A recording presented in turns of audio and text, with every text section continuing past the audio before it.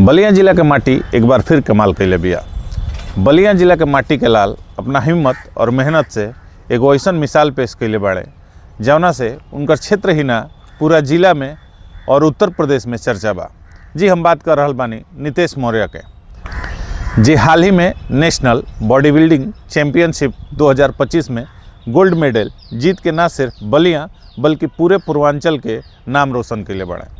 इ लड़का ना खाली शरीर के मजबूती के नमूना बा बल्कि अपना लगन, अनुशासन और सपना के पूरा करे के सबसे बढ़िया उदाहरण बा। कम संसाधन, संघर्ष भरल माहौल के बावजूद नितेश अपना मेहनत से मान सम्मान और समझ के उस मुकाम पर पहुँचल बड़ा। आज बलिया के हर युवा के फिटनेस के प्रेरणा बन गई बड़ा। आज हमनी के उनका से बात करब जा, आ जानब जा उनका सफ़र, सेल्फ डिसिप्लिन, चुनौती आ भविष्य के योजना के बारे में। ताज के खास बाड़े नेशनल बॉडी बिल्डिंग चैम्पियनशिप 2025 के विजेता नितेश मौर्य। तो नितेश जी बताइए सबसे पहले कि घर में, क्षेत्र में और बलिया में का माहौल बा जब से नेशनल बॉडी बिल्डिंग चैंपियनशिप जीत के आयल बन तब से? पूरा गांव और घर में खुशी के माहौल बाटे कि हम अदर स्टेट जाके और बलिया खातिर मेडल आइल बनी।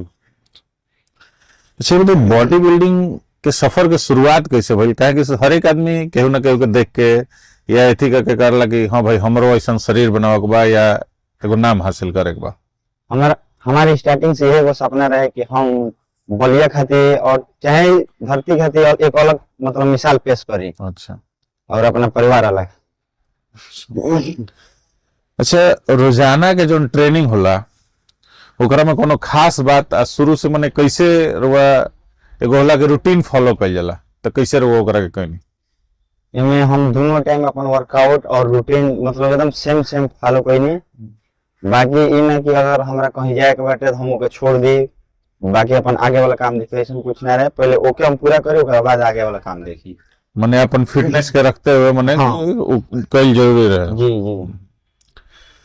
अच्छा ये बताई कि डाइटिंग के कोनो नियम बा का और कि ओकरा के पालन कईल एकदम जरूरी नियम बनैले बने कि हां भाई एकरा के माना ही के बा, इहे मान के चले के बा? जी, ओके एकदम फिक्स बा कि इतना टाइम पे हमरा एक चीज खाए के बा त खाए के बा, चाहे बॉडी में का अंदर पेन बा चाहे का मजबूरी बा ओके नहीं देखे के। अच्छा, तो कुछ बॉडी के हमने के हां बताइए। ओके हमरा लेवल जरूरी एकदम समय से समय। अच्छा, तो कुछ दर्शकन के बताइए कि का डाइटिंग में लेबे नहीं जाना से कितनी कुछ आइडिया मिलो दर्शकन के भी?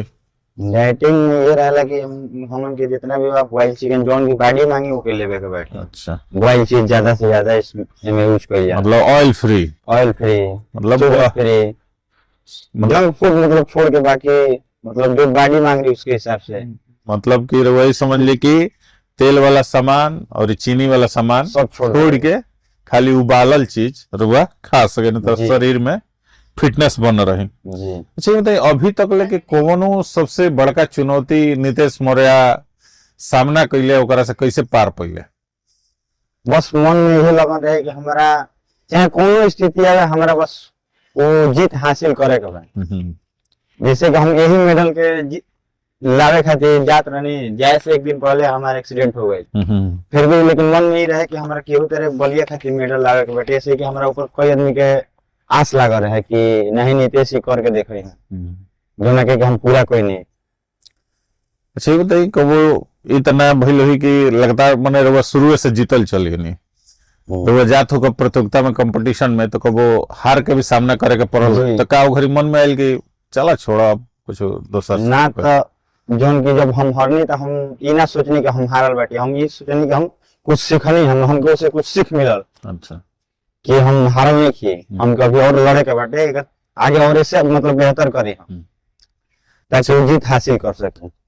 माने बेहतर करे के सोच यहाँ के आज के समय में नेशनल बॉडी बिल्डिंग चैंपियनशिप के विजेता बनैलस। हर एक लड़का लोग, हर एक इंसान के ये चाहिए कि बेहतर बने के कोशिश में लागा रहो।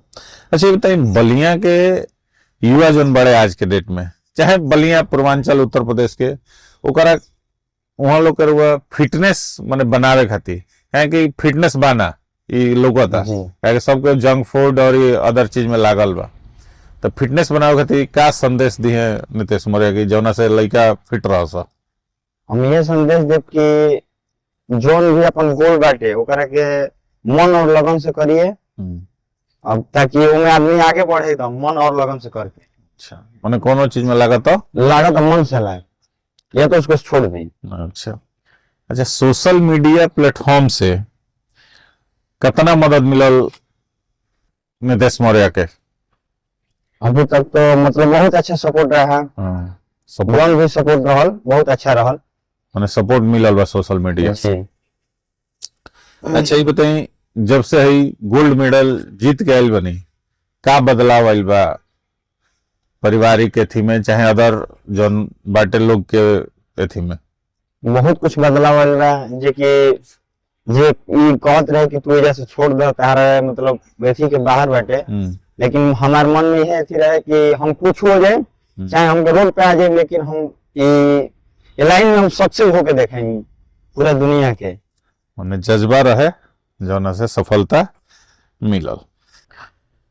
अच्छा, हर एक इंसान के जीवन में मेंटर चाहे गुरु कहल जाओ चाहे कोच कहल जाओ रहेला, तो नीतीश मौर्य के जीवन में के मेंटर रहे के गुरु रहे जो उनकी सहयोग कैलस चाहे प्रेरणा दिलस कि हाँ भाई इस सफलता के हासिल करे के बा? सबसे पहले हमारे माता जी रही, जो उनके वो मतलब वेजिटेरियन रही पूरा, मतलब शुद्ध शाकाहारी रही, साग सब्जी खाए वाला जी। लेकिन हमारा वजह से वो अंडा उंडा सब छुए लगली। 3 बजे अगर हम जागी तो 2 बजे जाके हम हमरा के अंडा उबाल के रख दे कि वो पियन तो खई हन। अच्छा अच्छा। ओकरा बाद से बाकी और हमारे गुरुजी रहलन जोन के बहुत मोटिवेट करस कि नीतीश तुम्हें से हो सकता है, तुम्ही को करना है। अच्छा, ओमे हम मतलब पीछे ना हटनी, अपन लगन से लगा रहनी, तब जाके ये मुकाम पर पहुंचनी। अच्छा अच्छा, हार्ड वर्क के अलावा माने ये तो जरूरी बा कि कठिन मेहनत चाहिए जी, लेकिन ओकरा अलावा भी कौन कौन गुण होके के चाहिए एगो बॉडी बिल्डर में नीतीश मौर्य के अनुसार? इनमें सबसे बड़ा चाहिए डिसिप्लिन अपना अंदर। अच्छा, कि अगर सामने वाला अगर कुछ बोलत भी बात हमारा सुन के पटा जाए के पड़ी। अच्छा, जैसे वो टाइम पे मतलब बाड़ी एकदम पूरा वो रहे, कमजोर हो जा रहे, चिड़चिड़ापन ज्यादा हो, लेकिन बट उन्हें अपना के सुन के इग्नोर करके बात के अपना अंदर गंभीरता लावे के चाहिए। अच्छा, देश के और कौन कौन प्रतियोगिता में नीतीश मौर्य के मन बाकी मन का ये तो होकबे करी हार्दिक इच्छा, दिल्ली इच्छा कि हम ओमे हिस्सा ली, आ कौन कौन योजना बनावत रहे अभी कि हमरा इच्छा जाए के हिस्सा लेबे? हम अब साउथ एशिया की तैयारी करत हनी, जिसमें कि बात हो चलता, अगर वो कंफर्म हो जाए तो साल 2 साल में ओकरो काम पूरा करम बहुत जल्दी। मतलब साउथ एशिया मतलब कि इंडिया से बाहर? इंडिया से बाहर विदेश में नीतीश जी जाए वाला बारे, देखें बातचीत कंफर्म हो जाए तो यहाँ के जाए। अच्छा, बॉडी बिल्डिंग में माने कुछ कुछ गलत फहमी रहेला वो मालूम हुई, तो वो गलत फहमी के खिलाफ बंदे हुई न कि भाई तबे न गलत फहमी के खिलाफ होइले तो अपन शरीर बनैले थी, मैंने कहे कि लोग बॉडी बिल्डिंग जे करेला ओकरा के देख के गलत फहमी रहेला कि बाद में शरीर बिगड़ जाए, हई हो जाए, हो जाए, तो ओकरा से कैसे लड़ले नीतीश मौर्य?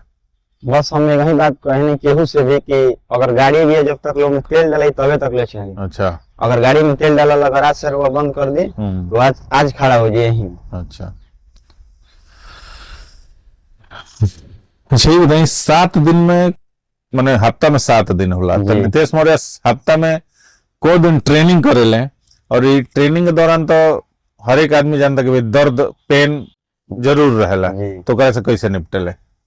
बस सपना यह रहे कि बस मेडल आ जा, ओकरा बाद से दर्द पेन सब खत्म हो जाला। उतने तक ले दर्द तो बहुत ज्यादा रहे कि हम के गेम से 2-3 महीना पहले पूरे रात में अच्छा से सुतल हुई ना, भूख तो इतना लगे कि मतलब कि उसे बर्दाश्त ना हुई, बट ओकरे के अचीव करे के रहेला और ओकरे के पूरा करे के रहेला कि मतलब ओकरे कंट्रोल करके अपने के आगे बढ़त रहे के बाद।